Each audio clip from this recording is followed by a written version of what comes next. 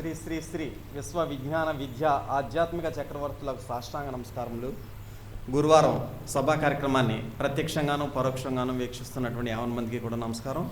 ఈనాటి కార్యక్రమంలో ముందుగా శ్రీ సత్యనారాయణ మాస్టర్ సభను ఉద్దేశించి ప్రసంగించాల్సిందిగా విజ్ఞప్తి.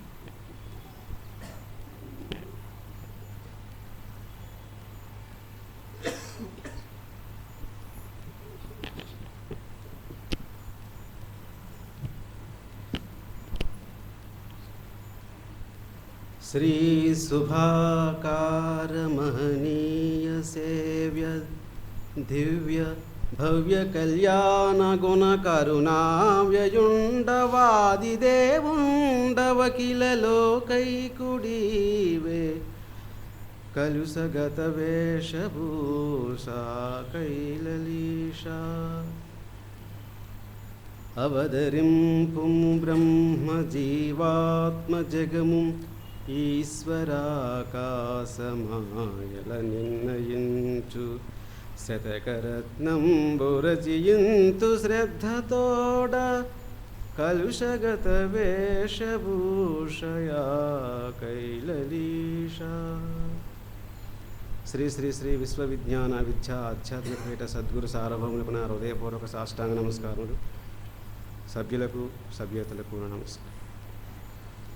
స్వామి యొక్క చల్లని కృపా కటాక్ష వీక్షణముల చేత వారి దివ్య సన్నిధానంలో ఆనంద పరవశులమై మనం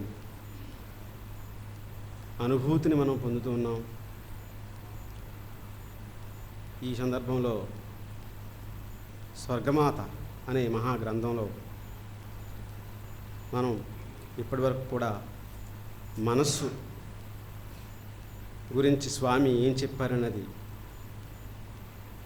స్వామి మనకి ప్రసాదించినటువంటి విధానంలో దాన్ని మనం నెమరు వేసుకున్నామండి. తర్వాత అధ్యాయం ఏంటంటే ఆత్మ. ఈ ఆత్మ అనేది చాలా విశిష్టమైనది. మన ధర్మంలో స్వామి పదే పదే వారి యొక్క దివ్య సందేశంలో శరీరము, మనస్సు, ఆత్మ అనేటువంటి ఈ మూడింటి మీద వారి యొక్క అద్భుతమైనటువంటి అభౌతికమైనటువంటి వాక్ సందేశాన్ని ఎప్పుడూ వినిపిస్తూనే ఉన్నారు మనకి. అంచేత ఈ స్వర్గమాత అనే మహాగ్రంథంలో ఆత్మ అనే దాని గురించి ఏం చెప్పారనే దాని గురించి స్వామి గురించి మనం ఏం చెప్పారనే విషయాన్ని తెలుసుకుందాం. మా పలుకుల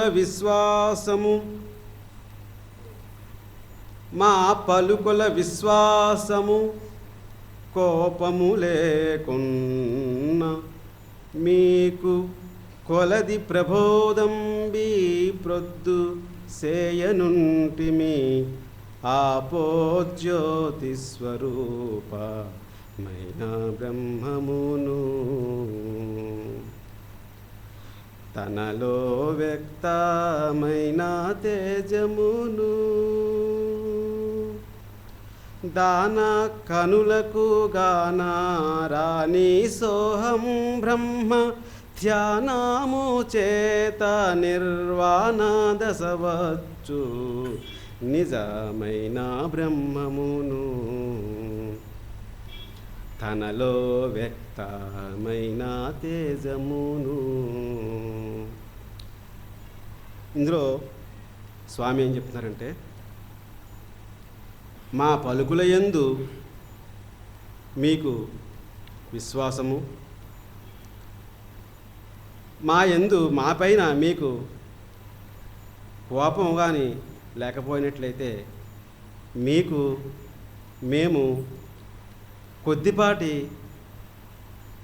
జ్ఞానోపదేశాన్ని మేము చేయడానికి నిశ్చయించుకున్నాం.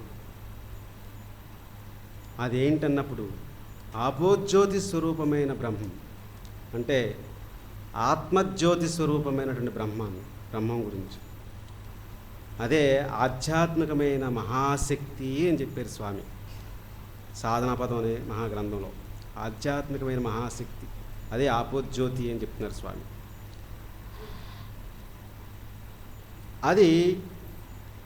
అదే తనలో వ్యక్తమైనటువంటి తేజస్సుమా, అది తేజస్వరూపంగా ఈ ఆధ్యాత్మికమైన మహాశక్తి అయినటువంటి ఈ ఆపోజ్యోతి ఏదైతే ఉందో అది మనలో తేజస్వరూపంగా అది వ్యక్తం కాబడుతుంది సుమా.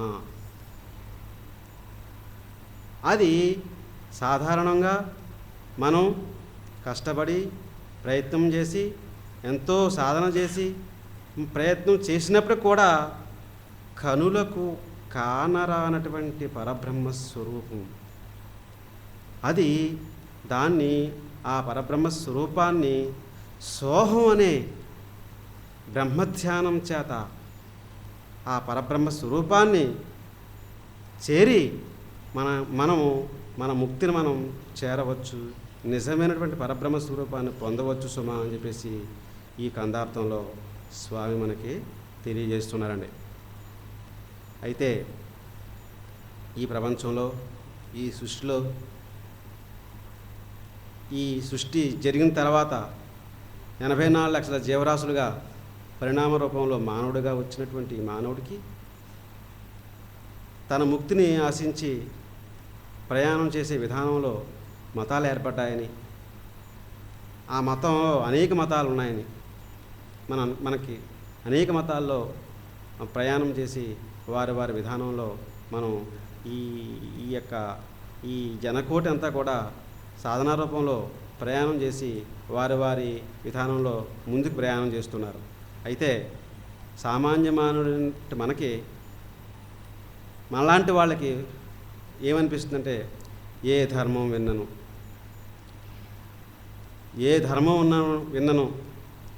ఏ మతంలో విషయాన్ని పరిశీలించినను సద్బోధగా నుండే కాదే అని చెప్తున్నారు. ఏ ధర్మం వినను సద్బోధగా సాటువుల వలన దోచును. అంటే ఆయా మతాలను అనుసరించే వారి యొక్క ప్రసారం చేత ఇది నిజమేనేమో అనిపిస్తుంది సుమా. ఇంకా ఏ గాథలను నమ్మనేర్తుము, దేన్ని మనం పట్టుకోవాలి, దేన్ని నమ్మాలా అనేటువంటి సంశయ విధానంలో ఈ అగాధంగా ఉండే కదా, అంతా అగాధంగా అయోమయంగా ఉంది. దేన్ని నమ్మాలా, ఎలాగా ప్రయాణం చేయాలా, ఈ మానవ జన్మని ఎలా సార్థకం చేసుకోవాలి అనే వారికి స్వామి చెప్తున్నారని. ఏం చెప్తారంటే అనువారు వినుండు చెప్తాను. ఆ రకంగా ఏ ధర్మంలో ఏ విధంగా ప్రయాణం చేయాలి, ముందుకి ఈ మానవ జన్మని ఎలా సార్థకతం చేసుకోవాలనే వారికి వినండయ్యా అని చెప్తారు. కండా శర్కర రాతి ఖండము తెలియకుండునే రుచి వలన నిండు తేజము జ్ఞానకాండమంతు అని చెప్తున్నారు. అంటే ఈ పటిక బెల్లం అనేది మనకి కనిపిస్తుంది, కండ శర్కర అనేది ఏమండి. అలాగే రాతి ఖండం అంటే ఉప్పు ఖండం, రాతి ఉప్పు, ఈ రెండు కూడా చూడడానికి కంటికి ఒకలాగే కనిపిస్తాయి. కానీ కండ శర్కర రాతి ఖండము తెలియకుండానే రుచి వలన, అది మనం రుచి చూసినట్లయితే ఏది ఉప్పు కల్లో ఏది పటికి బెల్లం తెలుస్తుంది కదా. అసలు నువ్వు ప్రయత్నం చేసేదేది, నువ్వు చేసేదేది. ఇలాంటి పరిస్థితుల్లో ఈ రకంగా ఉన్న విధానంలో నాకు ఒక చిన్న అనుభవం జరిగిందండి. ఈ మధ్య కాలంలో బైపాస్ రోడ్డు దగ్గర ఒక ఆశ్రమం ఉన్నది. మా ఇంటికి బంధువులు వచ్చారండి. అంటే ఏ ధర్మం అని నమ్మనేత్తం, అది ఏ ధర్మం వారి యొక్క ప్రచారకులు చెప్పేటటువంటి మాటలను బట్టి చూస్తే అది సద్బోధగానే ఉంది సుమా. ఎలా నమ్మాలి, దేన్ని నమ్మితే నాకు మోక్షం కలుగుతుంది అనే విధానంలో ఉన్నటువంటి ఈ పరిశీలనలో బంధువులు వస్తే మా ఇంటికి, ఆ బంధువులు బలవంతం మీద నాకు ఇష్టం లేకపోయినా సరే కానీ ఆ బైపాస్ రోడ్ దగ్గర నుండి ఆశ్రమానికి వెళ్ళడం జరిగిందండి. వారిని దర్శించుకోవడం జరిగింది. అక్కడికి వెళ్ళిన నాకు ఒక భావం కలిగింది. ఏంటి స్వామి, మన ఈ పీఠం గురించి ఎంతో సభ్యులు, స్వామి మీరు ఎంతో మనం అంతా కష్టపడి చేస్తేనే కానీ ఆశ్రమం నిర్మించుకోవడంలో చాలా బాధపడిపోతున్నాం తండ్రి. ఇంత బాధ కలుగుతుంది. అయినా కానీ ఎంత కష్టపడినా సరే కానీ పీఠాన్ని ముందుకు తీసుకెళ్ళి అభివృద్ధి చేసుకోవడంలో ఎందుకు ఇలాగా లేట్ అవుతుంది స్వామి అని అక్కడ ఆశ్రమం చూస్తే, అక్కడ ప్రసారకులను బట్టి చూస్తే ఈయన భగవంతుడండి అని వారు చెప్పేస్తున్నారండి. సాక్షాత్తు అవతార స్వరూపి భగవంతుడు అని చెప్పేస్తున్నారు. కానీ నాకు మాత్రం ఏమీ కలగలేదు, అనుభూతి ఏమి కలగలేదు. అయితే మాత్రం ఒక చిన్న బాధ కలిగింది. ఆ ఆశ్రమాన్ని చూసి, ఆ విధానం చూసి, మన ఆశ్రమం గురించి ఆలోచన కలిగి బాధ కలిగిందండి. బాధ కలిగి ఏంటి ఎలా జరుగుతుంది, ఆశ్రమం స్థలాన్ని సేకరించుకోవడానికే ఎన్నో బాధలు పడ్డాం. సేకరించిన తర్వాత కూడా ఆశ్రమాన్ని నిర్మించుకోవడంలో ఎంతో బాధలు పొందుతున్నాం, చాలా బాధపడిపోతున్నాం.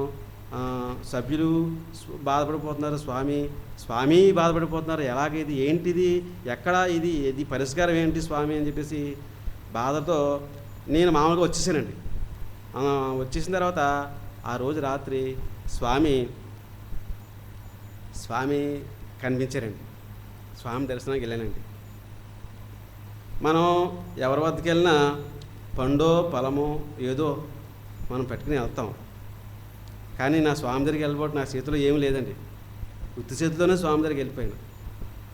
ఆయన అంటున్నారండి, ఏమయ్యా నా అటుకులేవయ్యా,